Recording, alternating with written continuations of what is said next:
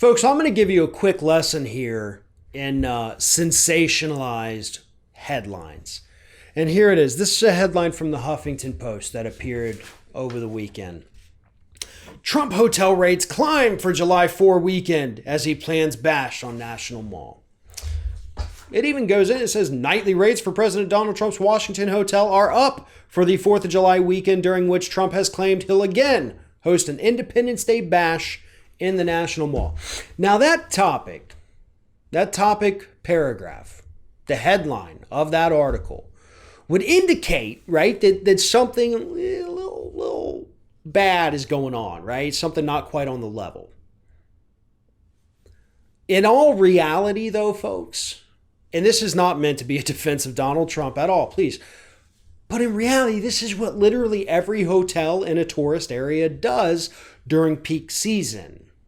That's just what happens. We were supposed to have a conference out in Vegas in April, and it happened to be the same week that the NFL draft was happening.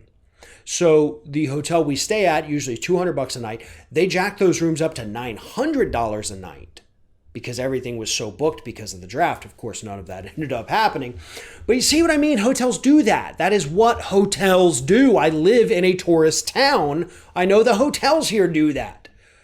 But sometimes, in our attempts to take down Donald Trump, we get a little, and by we, I mean they, this is Huffington Post, of course, they get a little antsy, right? They get a little, oh, we got him.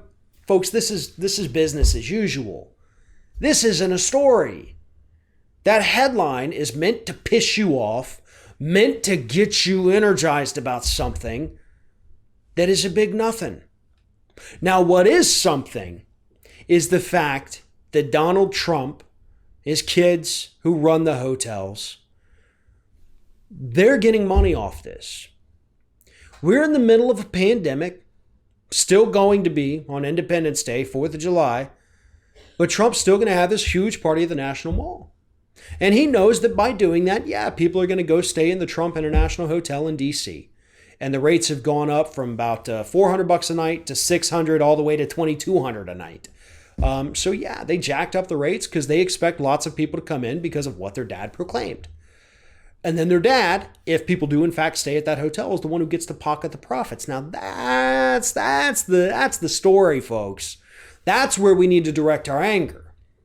That's where we need investigations and discussions. And I know there's been lawsuits about this.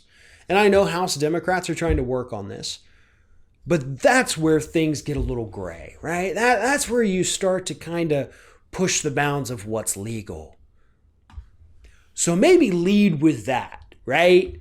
Instead of saying Trump's hotel rates are going up.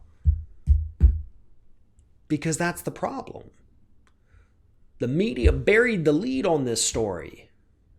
The issue is that Trump is profiting off his own presidential plans.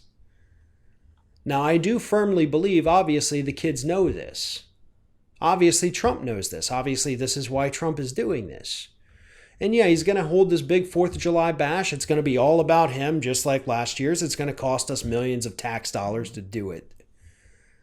But he's going to get the profits from it. That's the story. But the Huffington Post reporters are just so desperate to make it look like this innocuous thing is actually the bad thing, while the bad thing is actually just a footnote of this entire article. That's bad journalism.